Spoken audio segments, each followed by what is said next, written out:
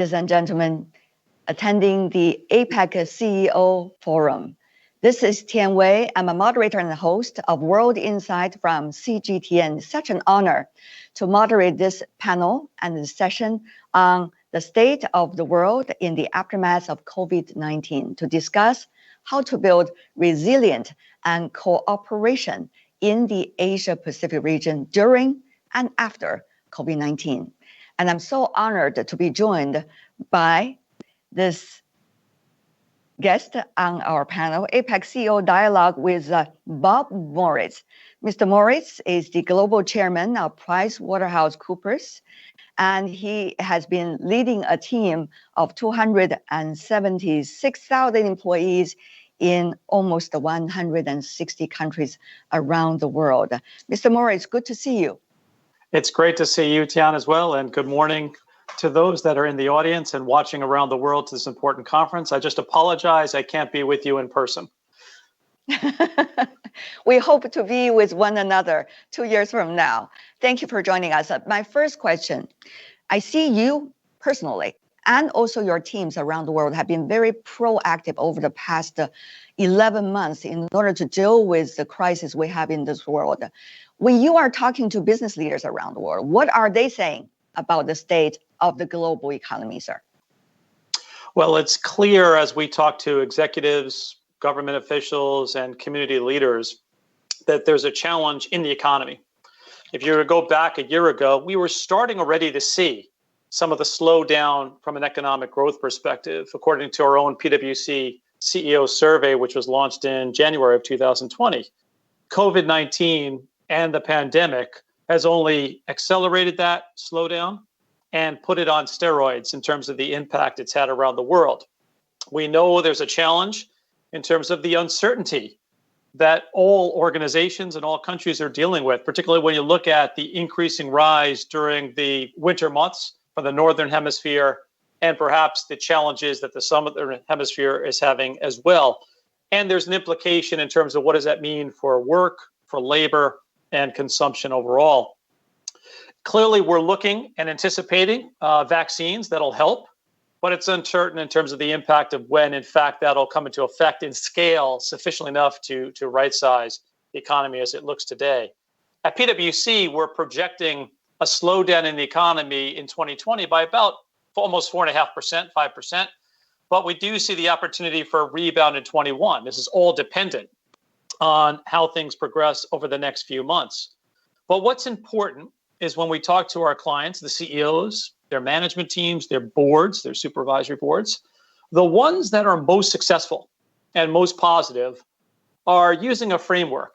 They're repairing the damage that's been done, maybe excess debt that's been brought on their balance sheet, or a loss of a supply chain, or loss of a connection with a consumer. They are rethinking their purpose and their business models. They are reconfiguring their assets and restarting their business in a new digitally enhanced way, as we just heard from Sheryl Sandberg in the video that was presided prior to my talking to you all. They're restarting with a sense of urgency and energy, with speed and agility and adaptability. And they are reporting.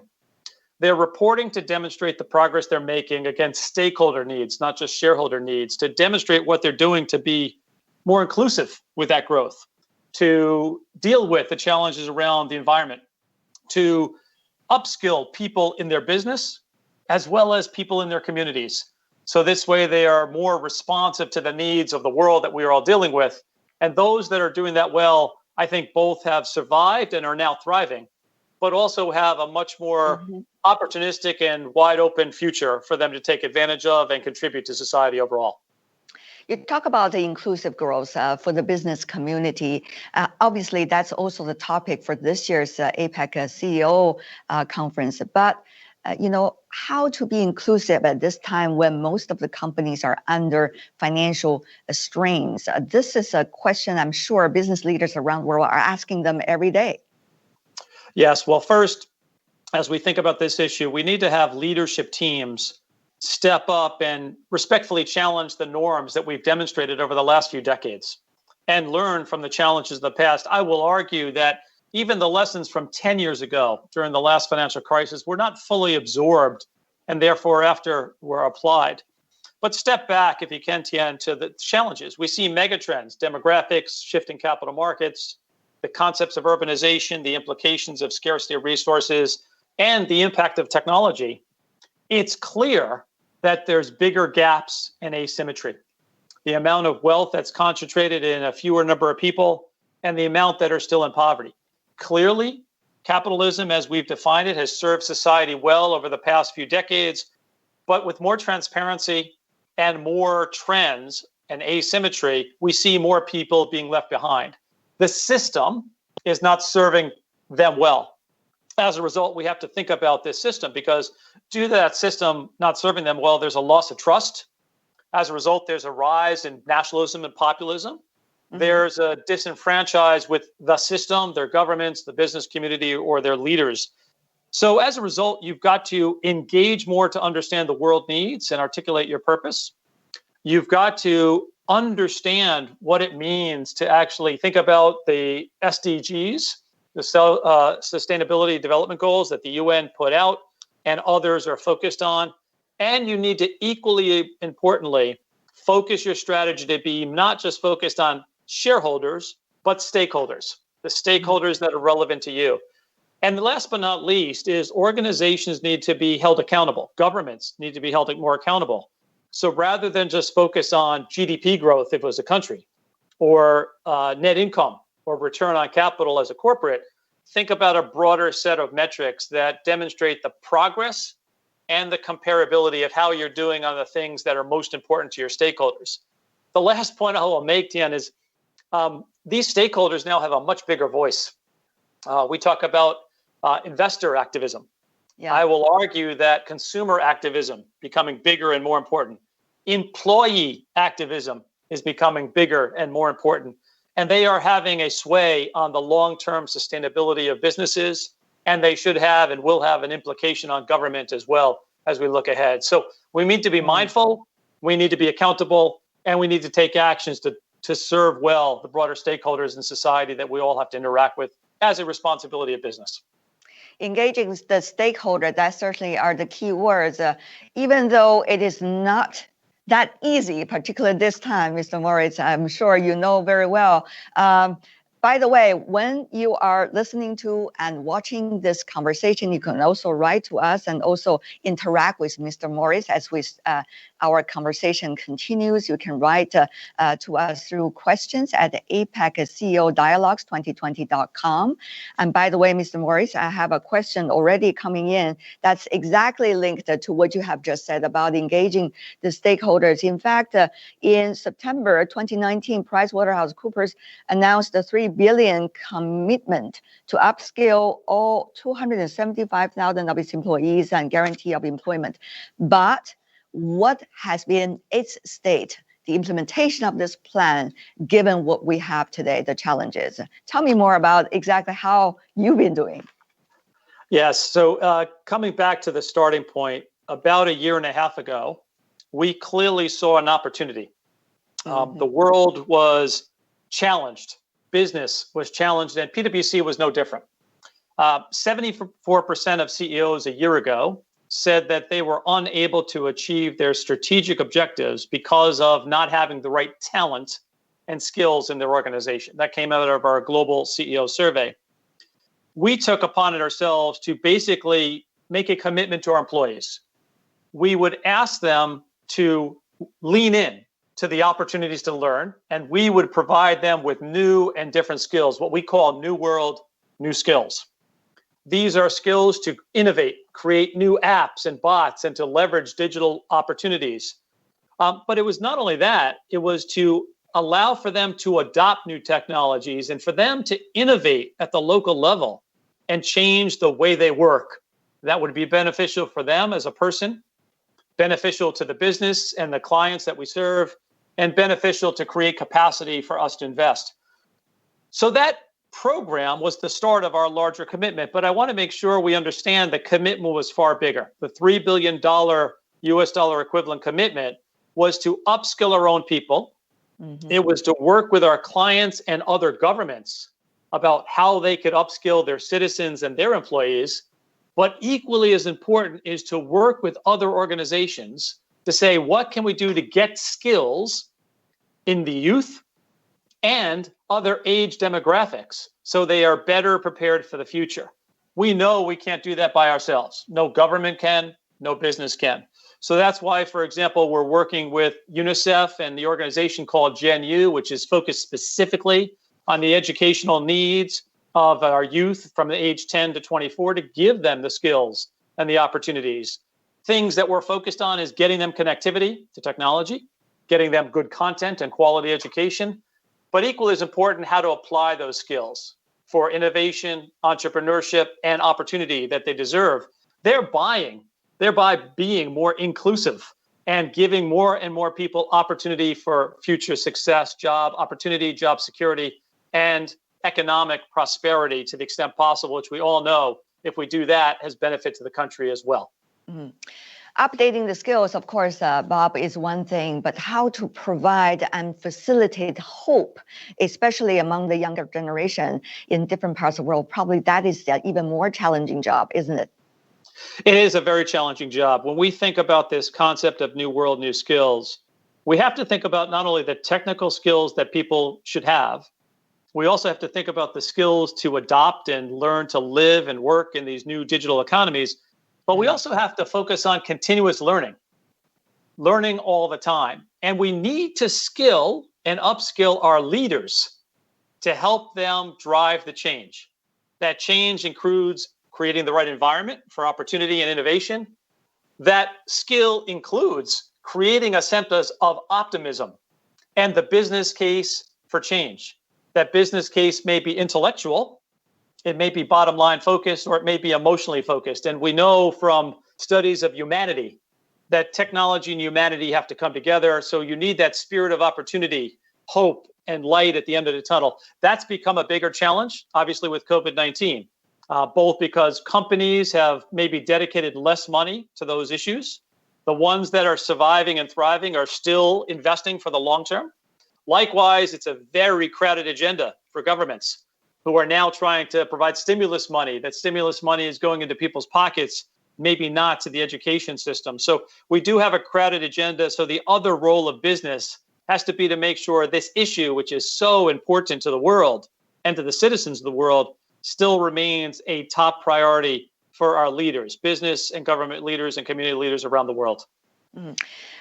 Bob, what you have just said really reminds me of a balance. On the one hand, we have to act fast because we are dealing with a daily crisis and therefore we need to solve them. But on the other hand, all of the things you've been talking about, the updating of the educational system, the encouragement for innovation initiatives for the young people, all takes time to have eventually a good system to be established or evolved. So how would you take that balance and what kinds of conversation do you think business leaders should have with political leaders and other stakeholders, as you just mentioned? Yeah, so the first thing I think we have to all acknowledge is that no one government or business can do this alone. Public-private partnerships are hugely important. If I think about our efforts at Gen U, the offshoot of the UNICEF organization, and what the World Economic Forum, for example, is doing, over the last 2 years, we've already had a positive impact on 100 million youth. But that came as a result of government and business working together. What government put in place in terms of programs and access to the education systems, what business brought in terms of technologies and content for education, and what those volunteers did in terms of their contributions to help teach remotely or in a classroom, and to engage our youth in the change as well. If they are in the change, they can help drive the change, and youth by themselves also have a very important role to play. The last second point I would make around the business dialogues that needs to happen is they need to start with their own organizations. They can't talk with credibility about what others should do unless they are doing it themselves. We again know that there is a disconnect. The skills of yesterday will not serve us and serve them, the business community, for what they need tomorrow, especially in the digital age. And we just saw this by going through COVID-19. And in the last 9 months, we saw more change in an organization than probably those leaders were expecting in a 5-year period. And that has been tremendously positive, which gives you that hope that you described earlier. but it doesn't mean it happened automatically, and it doesn't mean it's got to stop just because of COVID-19. You need to take advantage of the door being opened. You need to drive the change, be part of that change, and lead that change. And that's the expectation of good leaders that'll actually not only survive the challenging economy and survive COVID-19, but actually will be very resilient, very sustainable, and in fact, be very well positioned for the future competitively. You talk about establishing that ecosystem in a way to deal with the crisis and also the challenges. But, you know, one of the things is what kind of environment do we build, business leaders and political leaders, for the young people, for the population in the Asia Pacific region? Trade will be one of those key points. And that's certainly also the focus of our attention for this year's CEO Summit. So tell me more, Mr. Moritz, about your thoughts about the cooperation of trade within Asia Pacific region. How can we create bigger pies for everybody? Yeah, it's a great question. And I want to point to some of the research that we just did, and we released a report in conjunction with the APEC meetings around the future of Asia Pacific. In that report, we focus on 5 very specific things that governments and business can hopefully work on together. The first one is advancing and leveraging that digital economy. I don't need to spend a lot of time on that. The previous conversation with Sheryl Sandberg from Facebook identified that opportunity and the well-positioning of the region in terms of how you were successfully able to do that and serve and change the small to medium-sized enterprises, as well as take advantage of the opportunities that came from that with the internet connections and the well-skilled workforce that you have today. The second is, how do you ensure more regional growth? This is where the trade issues come in. We have 2 elements there. There's a great opportunity as you look at trade across the region and the opportunities, because the demographics are so well foundational in terms of the opportunities as you look at the number of people in that region, the number of people that are rising from the middle class, and the needs that they will have. Trade will become important because no one country can serve all their citizens. The second part of the trade issue is, how do you continue to advance in the trade with these other countries outside of the region, be it in the EU, in Africa, particularly US and otherwise. And that's another opportunity which we know has been a challenge over the last couple of years because of this concept of nationalism and protectionism. But you do see the needs. Let's just take one very small example, if I can, Tian. Each year we ask our CEOs that we survey, what are the number 1, 2, and 3 areas for investment if outside of your home country? While we've seen the trade wars, arguably, between US and China, the number 1 or number 2 countries everybody wants to invest in is the US and China. It's the same answer for those businesses from US and from China. So while our politicians and the media make this a big challenge, and it is, I want to recognize that there's still a fundamental dependency on one another. And we have to build on the positives that exist and continue to think about the end game here, which is how do we advance the opportunities for our people in terms of how they live and work, and the economic opportunities that come from that, both for those individuals as then the country itself. I want to touch for a second on 3 other points very quickly. One is there's an opportunity in supply chain. The region has a huge opportunity as organizations now look to diversify their supply chain. This region in particular is a source for that supply. And again, trade becomes so much more important, but only if you deal with the other 2 points, which is to make sure you've got the right labor force and get them the right skills, as we talked about. And last but not least, in thinking about that supply chain, do it in a net zero way. Organizations are going to be looking at their scope 1, 2, and 3 emissions, which means they're going to be talking and expecting more from their suppliers.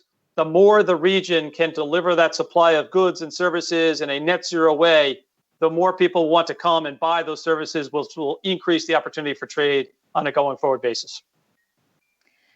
Excellent points, Bob, over there. Let me just follow up on something you just said. You talk about the importance of a trade within the region and beyond. We noticed that not long before this year's APEC summit and certainly APEC CEO dialogue, RCEP has been signed by 10 economies in the ASEAN countries and the economies, and also by China, South Korea, Japan, together with Australia, New Zealand. Many suggest this is one of the largest trade gesture from the international community for multilateralism. What is your take about the opportunity this could create for our region, our Asia-Pacific region? And what does it mean for some of the points you already said about engaging the stakeholders? Yeah, to me, it's great opportunity. I think it's actually a very positive step forward in terms of the arrangements to ease the facilitation of trade across the region. Obviously, as one of the key indicators of people willing to invest is how do we make it easier to do business with those countries and across those countries? And this trade agreement actually helps start to take down more and more of the barriers to move with speed and urgency to enhance that trade. If, in fact, you're able to deliver the goods and services more effectively and efficiently, if you're able to deliver good quality services in a carbon-free way with new, different skills, I think those opportunities continue to outpace perhaps the rest of the world. When you look at the underlying demographic shifts and the needs of the rest of the world that will depend on this particular region going forward, that will pay dividends in terms of future employment. That'll pay dividends in terms of future economic growth and investment capability to reinvest in the citizens of the region and the stakeholders of the region across all 10 plus countries that are in that trade deal, as well as the other countries that are represented today at the APEC meetings themselves. It's creating opportunities for all. We hopefully will see that. It's not just RCEP, but also other platforms like CPTPP and eventually a TPP. And of course, there's reform of World Trade Organization. These are all providing more discussions about the future of trade and the shape of trade. As a business leader, Mr. Moritz, how do you see that? And how do you discuss that with your peers in the international business community? Yeah, so the conversations that we have with the CEOs, their management teams, and the boards is regardless of the political environment, you have to actually step back and say to yourself, what is it I can control? What is it I can influence? And what is it that I can't control that I can't and shouldn't spend a lot of time on? So how organizations allocate their time and the energy becomes really important. In the case of some of these trade arrangements, they need to move fast to take advantage of them. If the politics are such that we don't get in the way, and that is a reality, especially that we've seen over the last couple of years, the question is, what can the business community do? It never stopped the business community seeing the APEC region as an important opportunity for investment, an opportunity for sourcing goods, an opportunity for sourcing labor. It's interesting, many times some of the larger governments around the world are unable to make the change. But the business community has been the one to actually drive a lot of that. And you can look at climate as a good example. Even though we had over the last few years in the US a withdrawal of the Paris Agreement, the business community, the local states, definitely took it upon itself to drive that agenda and to make the commitments that we're now seeing to get to be net zero over the next 10, 20, 30 years. So progress is being made in lieu of the stalled political and geopolitical agenda. But it's, again, control what you can, influence what you're able to, but use others to do that as well. And then make sure you're not spending time, wasting time, thinking about all the different things that you can't control. Great thought over there. In fact, we've been talking to business leaders and they have very similar answers of what you have just said, that take advantage of what we have and plan for the future. They say the secret of getting ahead is really to getting started, as you just mentioned, Bob. Let me move on to a question that you repeatedly emphasize on, that is the green development. But there's one thing we are facing, dampening effect of pandemic, economic recovery challenges, and also, of course, a lot of gaps within various economies and society. This will make the priority become difficult for businesses. So how to still make green a priority? Is there still much appetite for businesses, Bob?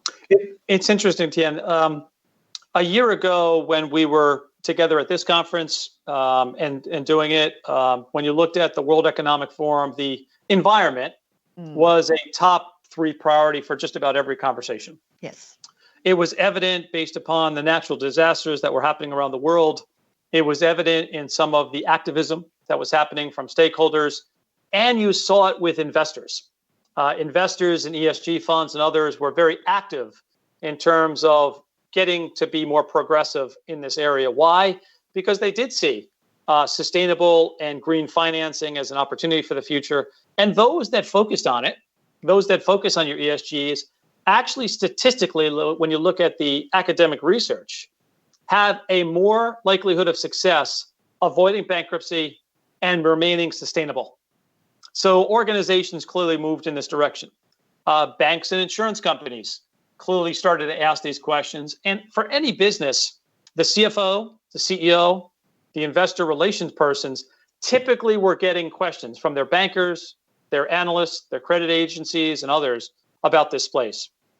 This is not a one or the other, COVID, economy, or green. It's an and statement. There is a tremendous power in the and.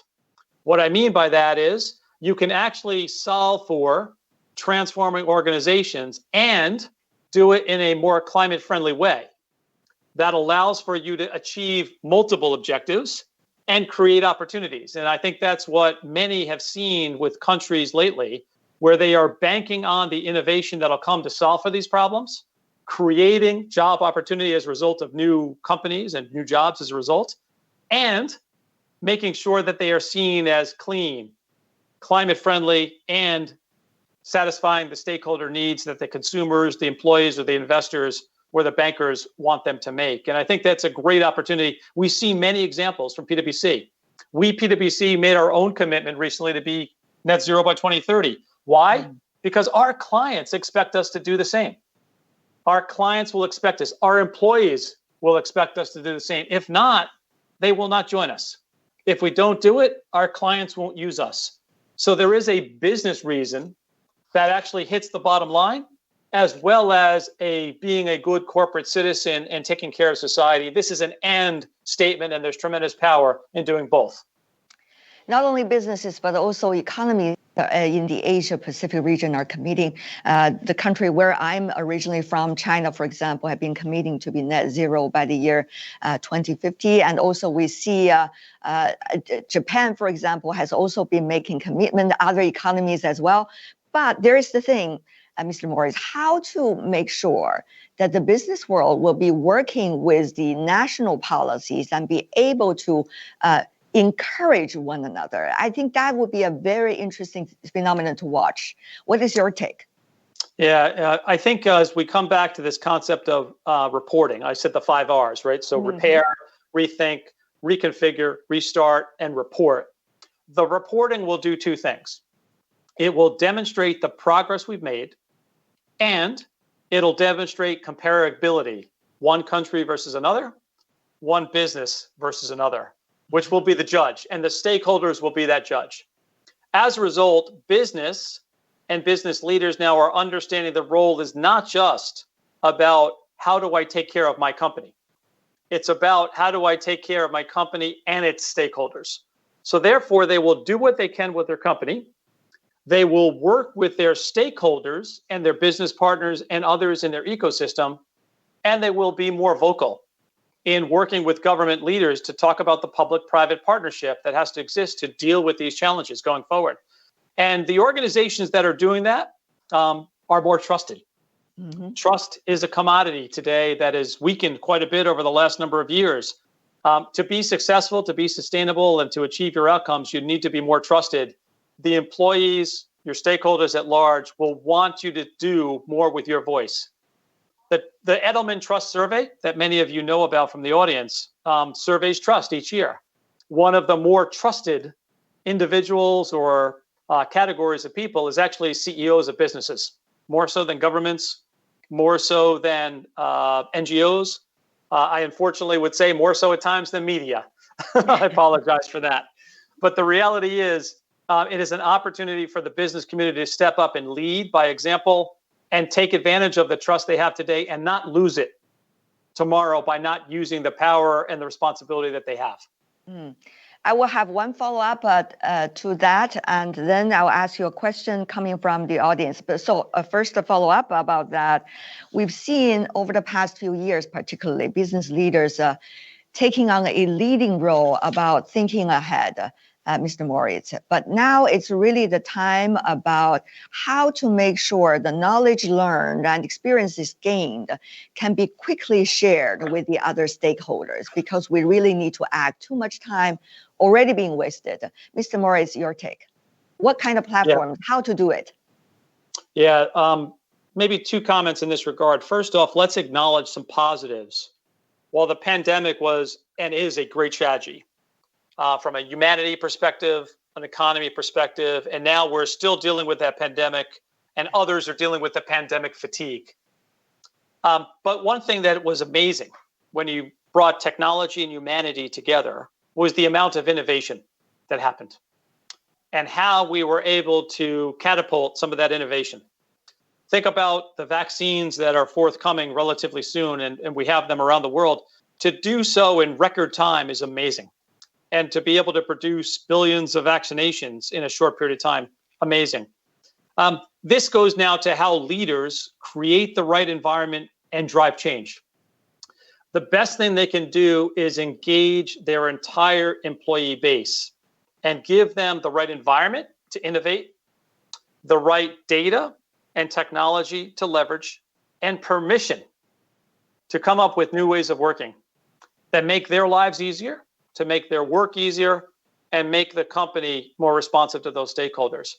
When you find great opportunities, scale them as quickly as possible. If they're not working, learn and adjust as quickly as possible. When they're failing, fail quick and move on to something else and preserve that human capital or financial capital for other opportunities. And I think today we historically rewarded the largest organizations. I think as we look at COVID-19 as example, the rewards are now going to those that move the fastest. How do we stay close to the data points? How do we make quicker, faster decisions? And how do we transform our organizations? In this region, as Cheryl said earlier, you have digital platforms. You should be taking advantage of them to innovate and scale and do as much service and goods from a trade and consumption perspective as possible. I think that's an opportunity that this region has more so than perhaps the rest of the world. Learn, scale up, move on, preserve the opportunities. We got you over there. Thank you so much, Mr. Moritz. Now a question coming from an audience member. And that is the question about what do you consider as the biggest opportunities and challenges going into 2021? So let's just place this question first. Mr. Moritz?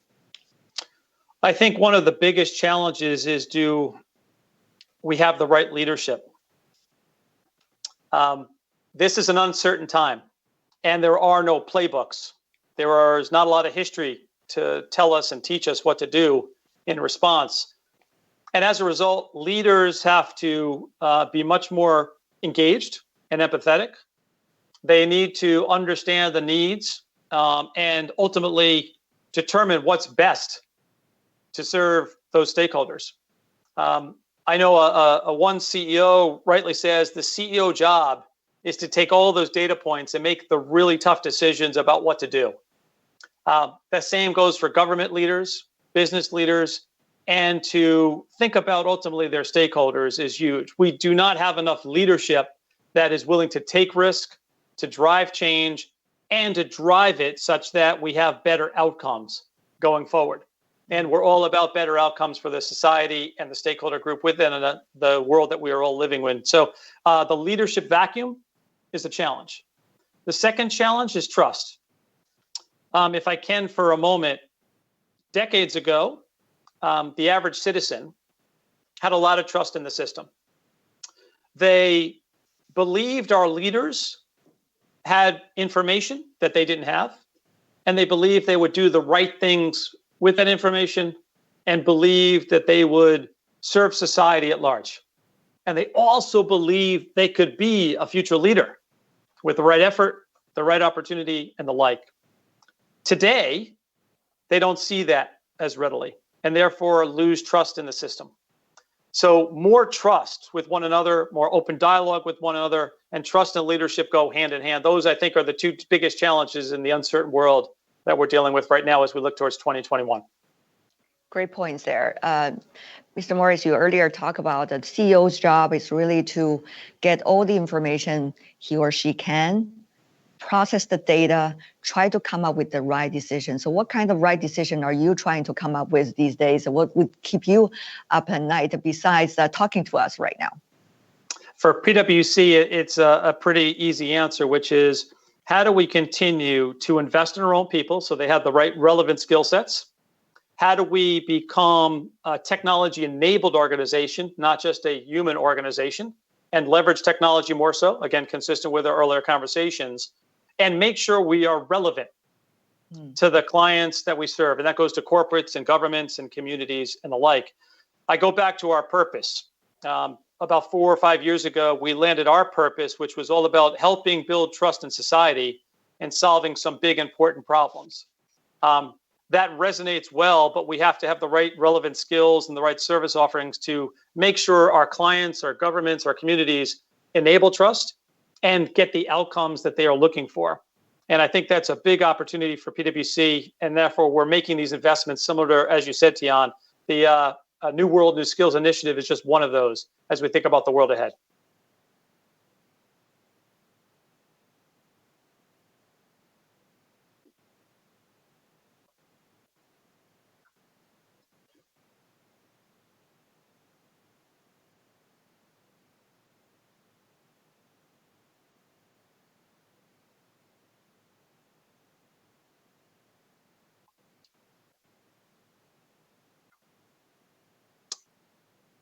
Are you able to hear me?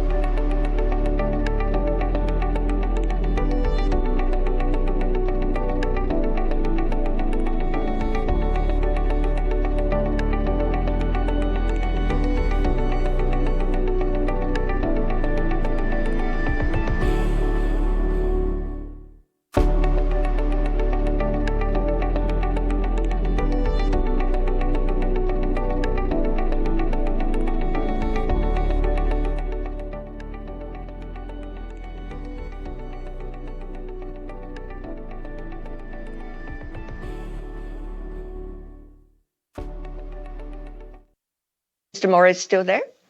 I am, yes. Wonderful. Thank you, sir. Two follow-up questions from the audience that are writing to us about what's the role of multilateral organizations like APEC to help economies rebuild in a more inclusive way?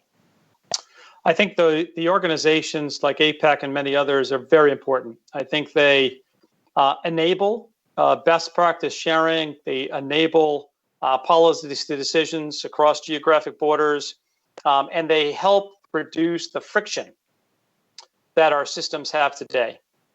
Second, they keep a focus on what the world needs. It's important to have those regular reminders, and it's important to make sure that we as leaders are being held accountable to drive the change that we want. So I continue to see, even though they are challenged in terms of how much impact they can have, a big opportunity for them to play a very important role. And the combination of public, private, and organizations like this, I think, are important three legs of the stool as we think about the future of the world that we're living in.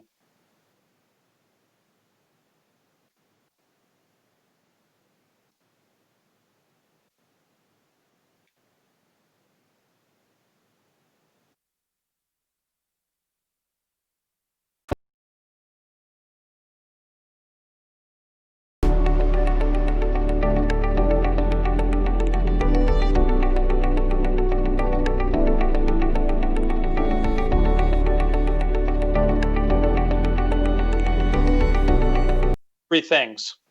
First would be they're able to demonstrate the business case and the opportunities that are in the region and continue to promote them. Second, that they identify the key areas for change and work aggressively and tirelessly on how do we facilitate that change. And third is be specific in the actions that we can take together as a collective group, and ensure that we have accountability to the extent possible of what organizations on the public and private side can do looking ahead. The more we can take dialogues like this and turn them not into talk, but rather action, that action gets to results, I think it continues to demonstrate the value of great forums like this one that we're all participating in today. Mr. Moritz, another question I really want to ask you, of course, is about geopolitics and national politics. I know you're a business leader. You're not there to handle these issues, but they're having a huge impact on all our lives. First of all, what's going on with the election? Because I could hardly catch up with all the latest. So from the business community's perspective, how do you catch up? And also, how do you plan one step ahead when there are a lot of uncertainties with both sides, or more with the presumed president-elect, Mr. Biden? Yeah, it's a great question. When I talk to people from around the world, we have to remind them that not only in the U.S. did we have an election for the president, there's other elements of our system that were equally as important, including the Senate and the Congress. And it's the combination of those three things that'll dictate how fast we can move and what kind of changes will be made. And we are starting to see more certainty around those areas. Having said that, though, the realities are this administration and whoever is part of the various cabinets that come about are going to be dealing with some serious challenges. You have a $3+ trillion deficit from a budget perspective because of the stimulus and other factors. You have still the remnants of COVID-19 and the implications and the need to deal with quick and accelerated scaled vaccination. You have the trade issues that you rightfully raised earlier. You have the issues of unemployment, which will be with us for a while longer, and stimulating that economy to get in a good place. And you have a divided country, as was evidenced by some of the statistical data in terms of how people voted. So it's going to be important for those same skills I talked about earlier: strong leadership, willingness to compromise, and willingness to take a step forward and not wait for perfection in terms of the answers, and learn very quickly and adjust very quickly, I think is going to be extremely important, not only for the benefit of the U.S. and its citizens, but again, because of the importance that the U.S. plays in the world and the impact it has on the larger group of stakeholders on a worldwide basis. And last question, what about the prospect of China-U.S. relations, the two largest economies in this region, Asia-Pacific region? So I think there's great opportunity. Again, I would ask us to think about the positives. We actually have a lot more positives than negatives. I know it's still a challenge for businesses and governments to think about the competitive landscape that each of them are in and the role that we can play in the world around economy, security, and values. But at the end of the day, we need to build on the success. The last few decades has demonstrated this world is a lot more connected and interdependent than disconnected and fragmented, similar to what's happened with the nationalism and protectionism. And the quicker we realize that humanity needs help, and the quicker we recognize that the system that we all have worked so hard at and benefited from needs to change and evolve and bring us to a better place. That's not limited to the geographic borders. That is applicable across the world, and there's many country worlds that need the U.S. and China to help with that. So the quicker we can get to at least more common ground and to launch from, I think the better we'll all be. And I do see great opportunity in that as we think about the next few years yet to come. No matter where the leaders are coming from or which field, whether business or political leaders, one thing is so important, the sense of responsibility. Thank you so much, Bob Moritz, Global Chairman of PricewaterhouseCoopers, for sharing your insights. Really appreciate it. Thank you very much. I appreciate the conversation, and best of wishes for everybody at the conference. And please stay safe and take care of your friends and families as well. You too, and to everyone who are listening and watching this conversation. Thank you. Thank you, Mr. Moritz and Ms. Tian, for your thought-provoking perspectives. Ladies and gentlemen, we have a unique opportunity for a worldwide round of applause, so please put your hands together for our 3 role players. Please stay tuned, ladies and gentlemen. Our next session, featuring a keynote address by the President of the People's Republic of China, will begin shortly.